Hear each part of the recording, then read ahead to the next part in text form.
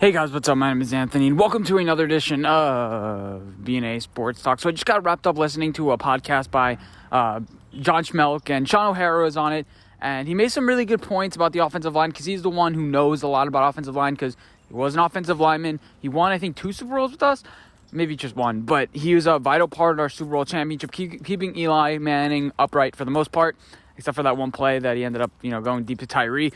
That was a good play. But, so he makes some comments about the Giants' offensive line moving forward. I think there are a couple good points. Let me play it, and then we'll kind of respond to it. Andrew Thomas, plug-and-play left tackle, go get him, kid. But the rest of these guys, you want to give them a chance to grow and earn a starting role if they're good enough. Same thing with Parrott, and I think the big thing with Parrott is that he's a tall guy with long arms, and he gets in trouble when he starts bending at the waist. So, that's something that he can really work on with the footwork, with the technique.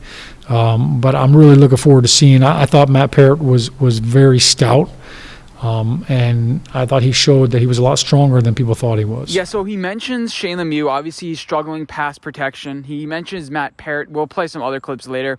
I think that is a good point. Sometimes you have such long arms that you rely on the long arms rather than being functional at the position. We saw Matt Parrott, I think, 2 plays in a row give up pressures and sacks against Daniel Jones in that Baltimore Ravens game. We saw him do pretty well in the beginning of the year, and that's because he had such long arms. He was relying on them. Then when teams get film on you, that's when you have to start actually playing the tackle position. He's a developing guy. He's from UConn. I think he'll be better long term. So if you have those 2 solidified tackle spots, Andrew Thomas and Matt Parrott, you still have to have another guy. You still have to have another swing guy, a cheap guy, maybe a guy that you get later in the rounds. Or a guy that you bring in free agency, $3-4 million. People want to spend $20 million on free agency, Yannick Ngakoue and stuff like that. I think we're only going to add one key piece. And then remember, the Giants last year spent pretty much, all it was Blake Martinez and James Bradbury, if you think about it. We didn't really add anything else besides that. The other pieces were just your Kyle Fackrells, your Logan Ryans. You have to fill up the roster a little bit. Now, last year we did a pretty good job filling out the roster as far as talent, but you're still going to need another running back. You're still going to need another offensive guard. Now, shifting to the guard position, he mentioned a little bit about Shane Lemieux. We have played that clip. Hopefully he had a little bit of Shane Lemieux in there. His pass protection wasn't great. And I'm not comfortable putting him in that spot because how much he's going to improve in year 2, I'm not too sure. But I'm not confident in Shane Lemieux starting at that left guard position next year because we saw against a team like the Baltimore Ravens, there are going to be guys that are just able to juke him out. Against the Dallas Cowboys, guys going to be able to fool him, juke him out, and get to Daniel Jones. And Sean O'Hara also mentioned stuff about blitz package pickup, so let's play a clip now. Yeah, I think Shane Lemieux's ready. I think he proved it last year with the way that he came in. And look, there's some things he can certainly improve on, his pass sets in his hands and just getting bigger and stronger. The group and the culture that they've started to create that started last year was that they're a physical group. They love to compete. Shane Lemieux, I love watching film on him. I thought he was very contagious. And I thought when he came in next to Andrew Thomas and Nick Gates, I thought it was a real spark plug to that offense. And for him, there were too many times where the center and the guards were not on the same page. The running back wasn't on the same page. The quarterback didn't seem to be on the same page. Yeah, so the Giants and Daniel Jones was the most blitzed quarterback per snap in the NFL last year. I'm pretty sure. Either 1 or number 2. And he was also one of the most sacked quarterbacks in the NFL last year.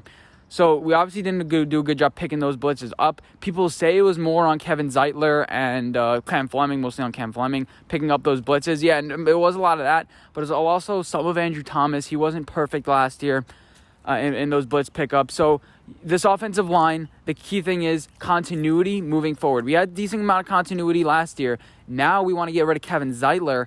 I think the best thing moving forward is to restructure his deal. We see a lot of teams now doing it. Big Ben cleared $10 to $15 million of cap. So the Eagles yesterday, Darius Slay clearing up cap. I think that's the best option moving forward. Give him another year and have him stay in New York. I don't think he wants to go somewhere else. I don't think he wants to go to like an LA. Maybe I won't complain about going to LA, but I don't think he wants to start anew with his family. Just stay in the Northeast. He's from Cleveland. We played in Cleveland for a while. Just stay in the Northeast and have that solid family foundation. Play another year, and then maybe for 1 year, experiment going somewhere else, see if you can elongate your career. But especially in this I don't want to say the pandemic, but you don't want to start uprooting your family and moving. These are guys too, and if we get rid of him, we pretty much have to spend a round 2 or even a round 1 pick on offensive lineman.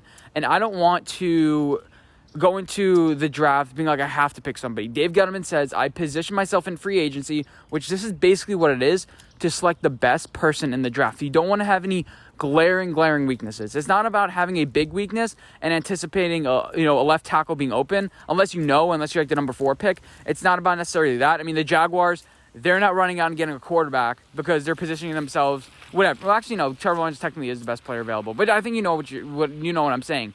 You have to spread it out even. You have to have no glaring weaknesses on the team, because then you're like, oh shit, like we need to pick a guard. That's why the Cardinals messed up with taking Josh Rosen. The only quarterback they had on the roster was Sam Bradford. So they're like, oh god, we have to take a quarterback now. You don't want to be desperate. If you had a quarterback, let's say you went out in free agency, you got I don't know who's available. Let's say you got a Dak Prescott. He wasn't available. Let's say you got a Dak Prescott. Then all of a sudden a guy falls down to you, and you're like, okay, let's pick him up because he's the best player available. Let's see what we can do. Have a little quarterback competition. So that's kind of the mojo you want to have. And and obviously if a guy falls down, you want to scoop him up. And finally, as far as Nick Gates, he also made some comments about that. I'm comfortable with having Nick Gates. I'm not going to play a specific clip, but he did communicate that he saw some confusion between the guards and which side he would pick up. I'm confident with Nick Gates at center. As far as the rest, I think you have to start Matt Parrott. Obviously, Andrew Thomas is your left tackle. With Nate Solder, I'd probably cut him, but it's just going to be a really difficult situation. And then as far as the left guard, Shane Lemieux, as I think he's a true backup. And then I tried to get a developmental guy in free agency. I'd cut Will Hernandez, save a few $1 million, and then restructure Kevin Zeitler. That's my opinion right now. I don't think this is going to happen. I think our offensive line is going to look very different from what I just said, but this is what I would do. Let me know what you would do in the comment section down below. While you guys are down there, please like, favorite, and subscribe if you haven't already. Anyway, thank you guys for watching, and we'll see you guys in the next one. Bye, guys.